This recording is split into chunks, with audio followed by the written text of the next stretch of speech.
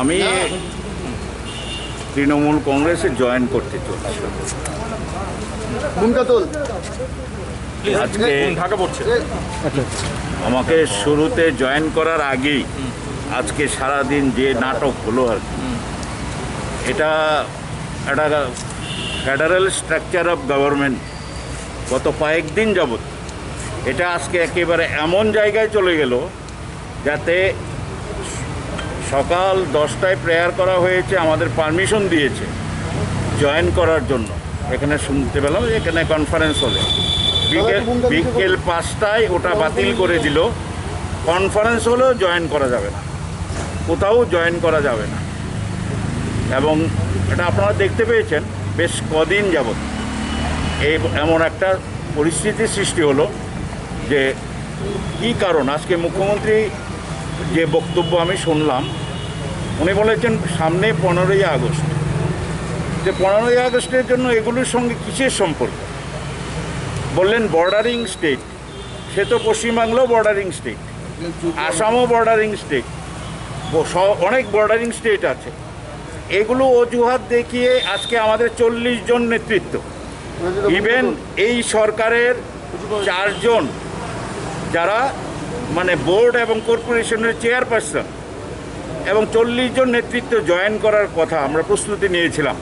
শেষ পর্যন্ত আমরা বললাম যে আমরা 5 জন জয়েন করব, তাও 5 জন না, তাও কনফারেন্স হলটা ওরা দিল না এবং কোনো ধরনের প্রস্তুতি। আমরা যারা নেতৃত্বরা এসছেন তাদের সঙ্গে আমরা কথা বলবো, আমরা জয়েন করব। মমতা ব্যানার্জির নেতৃত্বে ভারতবর্ষে 2024-এ দিল্লিতে সরকার করতে চলছে তৃণমূল কংগ্রেস। ভারতবর্ষে আমাদের মমতা ব্যানার্জির নেতৃত্বে পশ্চিমবাংলায় যুব আইকন অভিষেক ব্যানার্জির নেতৃত্বে এবং ত্রিপুরায় তৃণমূলের নেতৃত্বে 2023-এ সরকার হচ্ছে। ধারাবাহিক পর্যায়ে মানে আজকে তো পারছেন না, আজকে পারছি না, আমরা চেষ্টা করছি। আজকে কি হবে আমি জানি না। আমি জয়েন করতে এসেছি গত 7 দিন যাবৎ, বিভিন্ন মিডিয়াতে খবরটা বেরিয়েছে। প্রশাসন সব কাজ ছেড়ে দিয়ে শুধু আমি যাতে জয়েনিংটা না করতে পারি তার জন্য যা যা করার ওরা তাই করছে, এত নগ্নভাবে করছে। কিন্তু আমি বুঝতে পারছি না যে একটা সরকার আছে, সরকারের তো একটা ভূমিকা থাকতে হবে। সুবলদা কারা কারা থাকছে সঙ্গে একটু বলুন।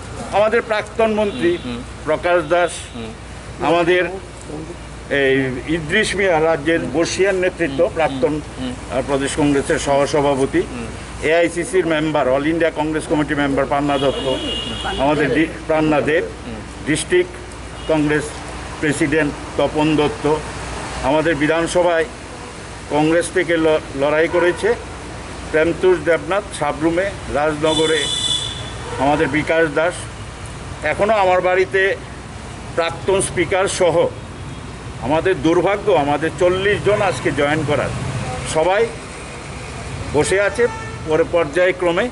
এবং এই সরকারের 4 জন বোর্ড এবং কর্পোরেশনের চেয়ারপারসন, ওরাও জয়েন করার কথা।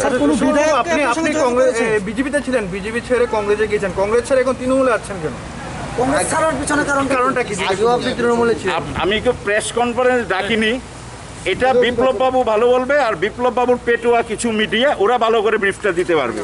আমি 1% বিজেপি ছিল এই রাজ্যে, 1%-এর বিজেপিকে আমি 51% নিয়ে এসেছি। সারা রাজ্যের মানুষ, আপনারা মিডিয়া যদি কেউ মোটিভেটেড না থাকেন, আপনারা আমাকে দায়ী করেন যে এই রাজ্যে বিজেপিকে ক্ষমতা আসার জন্য আপনি দায়ী। আজকে যে এই রাজ্যে অব্যবস্থা হচ্ছে, আজকে যে এই দুর্নীতি হচ্ছে, এমন একটা জনবিরোধী সরকার এখানে চলছে, তার জন্য আপনারা কিন্তু সবাই আমাকে দায়ী করেন এবং আমি সেটাকে মেনে নিয়েছি। এবং বিজেপিকে 1% থেকে যদি আমি দায়ী হয়ে থাকি তাহলে সেটাকে সংশোধন করার দায়িত্ব আমরা নিয়েছি। 2023-এ এখানে তৃণমূলের সরকার হবে, মমতা ব্যানার্জির সরকার হবে, অভিষেক বন্দ্যোপাধ্যায়ের নেতৃত্বে আমরা লড়াই করে এখানে আমরা গণতন্ত্র প্রতিষ্ঠা করব।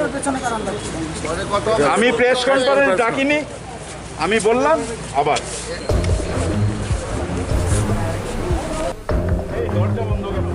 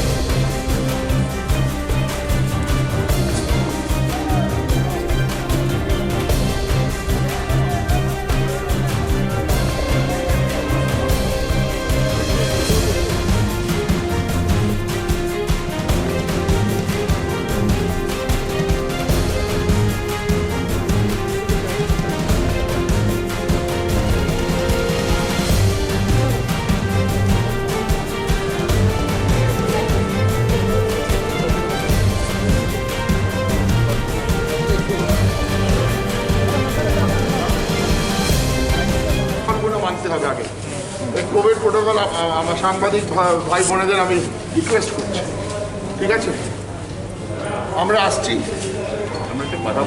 আমরা এখানে আছেন আমাদের মলয় ঘটক, আমাদের মন্ত্রী দত্ত বসু, আমাদের মন্ত্রী বিশ্বব্রত ব্যানার্জি, আমাদের ওয়েস্ট বেঙ্গল লেবার ইউনিয়নের হেড আমার নাম।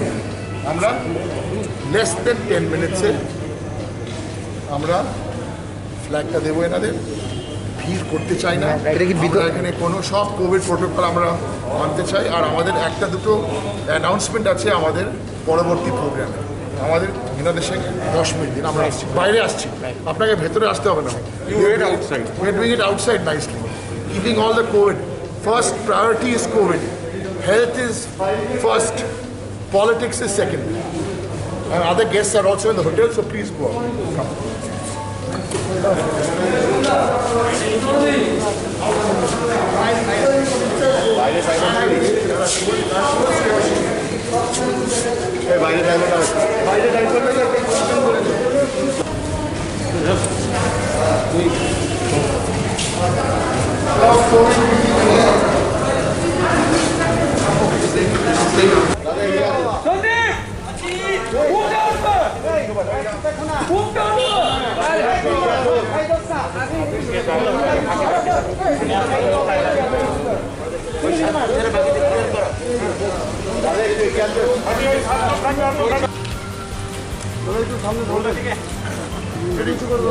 শ্রী প্রকাশ চন্দ্র দাস ধরাদার থেকে নিয়ে তৃণমূল কংগ্রেস জিন্দাবাদ, মমতা ব্যানার্জি জিন্দাবাদ, অভিষেক ব্যানার্জি জিন্দাবাদ, মোহাম্মদ ইদ্রিস মিয়া, জনাব মোহাম্মদ ইদ্রিস মিয়া। ডক্টর কাকলি, আচ্ছা, আমাদের জয়নিং প্রোগ্রামটা শেষ। আমাদের একটা দুটো ইম্পর্টেন্ট অ্যানাউন্সমেন্ট আছে। ব্রাত্য বসু, আসলে বিশ্বব্রত, শ্রীমতী পান্না দেব, একটু তো।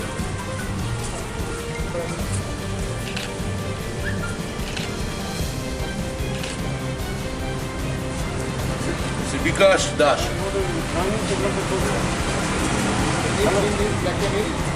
আসুন আসুন, আপনি নিন, মলয়দার থেকে নিন, মলয়দার থেকে নিন একটা। তার সামনে একটা প্লেট রেখে কিভাবে আমরা করছি, আমরা করছি। হেভিওয়েট নেতারা কি যোগাযোগ করছে আরো সুবলবাবুর মতো অনেক অনেক অনেক অজস্র অজস্র কথা হয়েছে আজকে আমাদের সঙ্গে। শুনুন, দেখা করতে আটকাতে পারে, ফোন তো আটকাতে পারবে না, ফোনে তার ওই বসা। প্রচুর মানুষ যোগাযোগ করছে। এগুলো কি সিপিএম বা কংগ্রেস থেকে নাকি বিজেপির সব সব বিজেপি।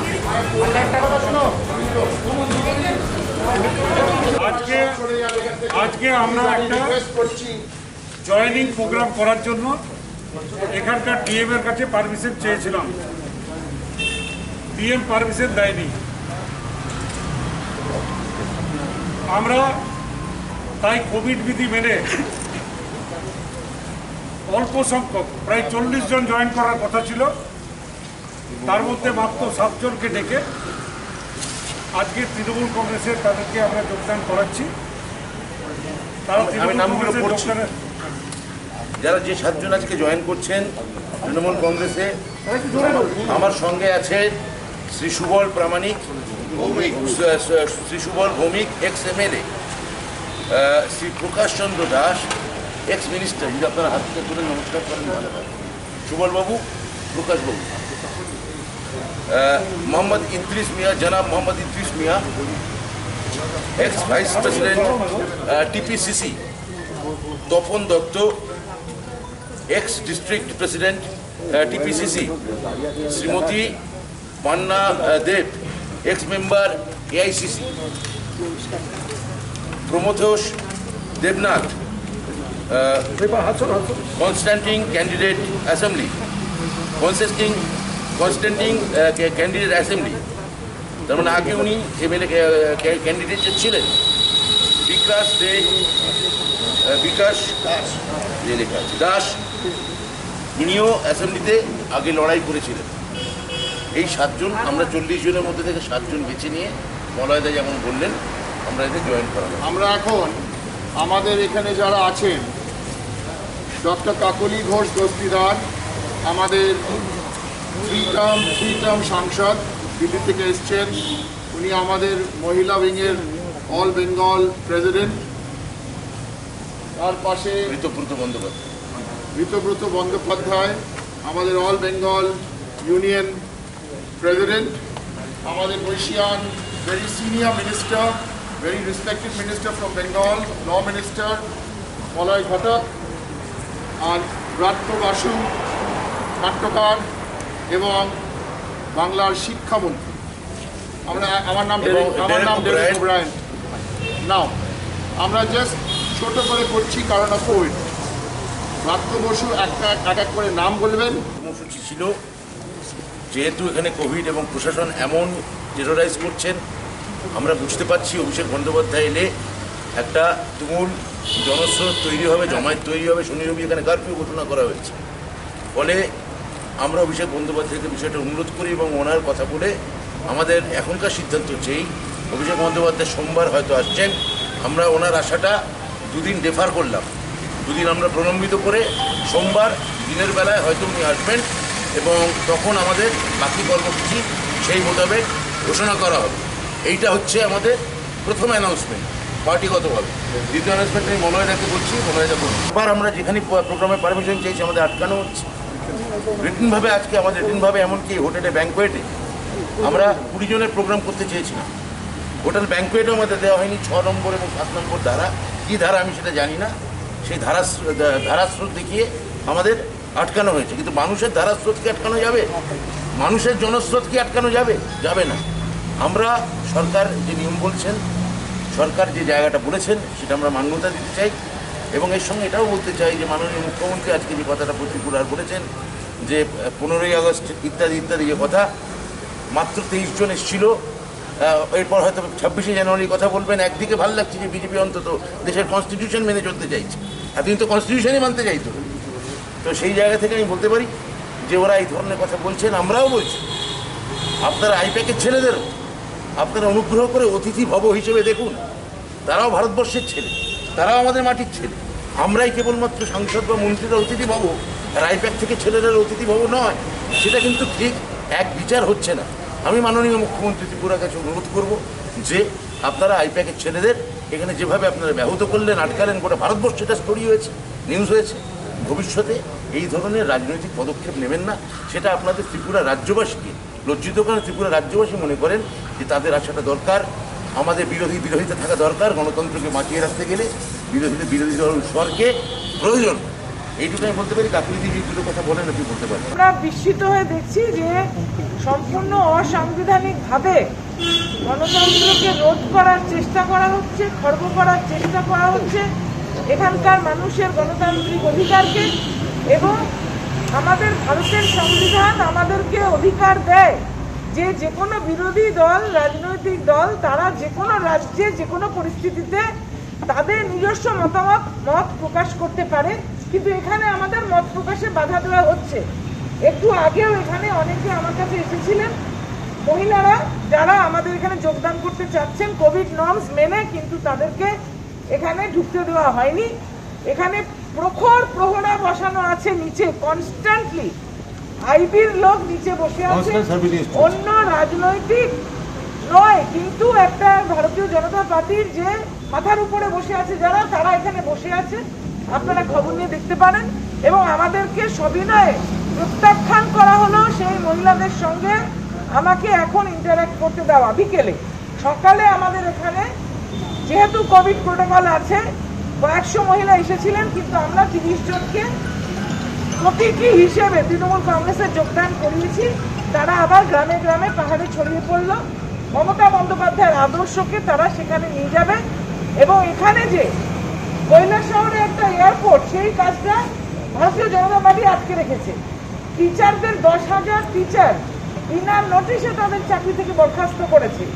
এবং পেনশনভোগী মানুষরা পেনশন পাচ্ছেন না। এই যে অত্যাচার গত বছর ধরে ভারতীয় জনতা পার্টি সরকার করছে, মানুষ কিন্তু তার প্রতিবাদে সোচ্চার হচ্ছেন। এবং ত্রিপুরাবাসীর পাশে মমতা বন্দ্যোপাধ্যায় এবং তৃণমূল কংগ্রেস আমরা কিন্তু আছি। লড়াই কিন্তু চলবে গণতান্ত্রিক পদ্ধতি মেনে, সংবিধান মেনে।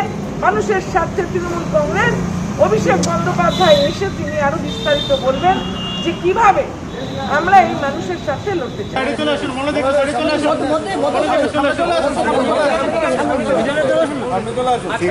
কোভিডের যে প্রোটোকল সেই প্রোটোকল ত্রিপুরাতে অদ্ভুতভাবে বিরোধী পক্ষর মুখ বন্ধ করার জন্য, বিরোধী দলের কাজকর্মকে স্তব্ধ করার জন্য এটাকে কাজে লাগানো হচ্ছে। ত্রিপুরাতে শনিবার এবং রবিবার 24 ঘন্টা করে, মানে হোল ডে লকডাউন করে দেওয়া হয়েছে, কারফিউ করে দেওয়া হয়েছে, যেখানে ভারতবর্ষের অন্য কোনো রাজ্যে এটা নেই। দ্বিতীয়ত হচ্ছে কোনো মতেই কোনো রাজনৈতিক প্রোগ্রাম করা যাবে না, এই ধরনের নির্দেশ এই সরকার জারি করেছে। কিন্তু আমরা যেহেতু সরকারি সিদ্ধান্ত, সেই সিদ্ধান্তকে মেনেই চলতে চাই, সিদ্ধান্তকে মেনেই আমরা চলছি।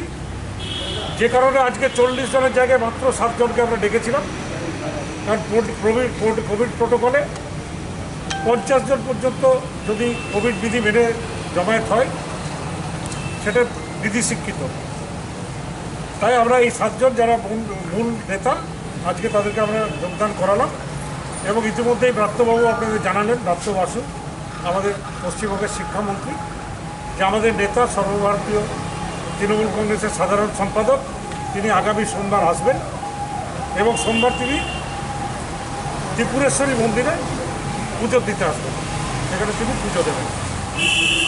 এইটুকু কথা বলছি। করে আমরা ডিএম এর কাছে আবার 7 জন রাজ্যের নেতৃত্ব আমরা তৃণমূল কংগ্রেসে যোগদান করেছি। যদিও আমাদের আজকে প্রায় 40-এর অধিক নেতৃত্ব যোগদান করার কথা ছিল, পুরো দিন, এই সারাটা দিন প্রশাসন এমনভাবে ডিস্টার্ব করেছে, বাধ্য হয়ে আমরা এটা 7 জন নিয়ে আজকে এখানে বাইরে, হোটেলের বাইরে আমরা যোগদান অনুষ্ঠান করেছি। এটা ঠিক সময়ের প্রয়োজনে, যুগের প্রয়োজনে, মানুষের প্রয়োজনে, আমাদের রাজ্যের মানুষের প্রয়োজনে আমাদের সিদ্ধান্ত নিতে হয়েছে। সারা ভারতবর্ষে যেভাবে মমতা বন্দ্যোপাধ্যায় আমাদের নেত্রী, আপনারা দেখেছেন, এমন লড়াই লড়েছেন যে আজকে সারা ভারতবর্ষের মানুষ এটাকে মান্যতা দিচ্ছে যে একমাত্র মমতা বন্দ্যোপাধ্যায় একমাত্র নেত্রী, যিনি আগামী দিনে ভারতবর্ষকে দিশা দেখাতে পারে, পথ দেখাতে পারে, একটা উন্নততর ভারতবর্ষ দিতে পারে। আমরা এই ত্রিপুরা রাজ্যে গত 4 বছর জঙ্গলের রাজত্ব কায়েম করে রেখেছে। এখানে মানুষের কোনো অধিকার নেই, বাক স্বাধীনতা নেই, গণতান্ত্রিক অধিকার নেই। শুধু একটা রাজনৈতিক দল, শাসক দল, ওরাই শুধু সব করতে পারবে। আপনারা দেখেছেন একজন মন্ত্রী, আইনমন্ত্রী হয়ে ত্রিপুরা রাজ্যে 5000 লোক জড়ো করে উনি ত্রাণ বিতরণ করছেন। আর আজকে আমরা 40 জন নেতৃত্ব যোগদান করব, এটা কিছুতেই হতে দিচ্ছে না প্রশাসন। আইনমন্ত্রীর বিরুদ্ধে ডিজাস্টার ম্যানেজমেন্ট অ্যাক্ট ভায়োলেশনের কি মামলা হয়েছে রাজ্যবাসী জানতে চাইছে। বিভিন্ন হলগুলোতে যে রাজনৈতিক সভা হচ্ছে এই শাসক দলের, সেগুলো সম্বন্ধে এই রাজ্যের মানুষ জানতে চাইছে।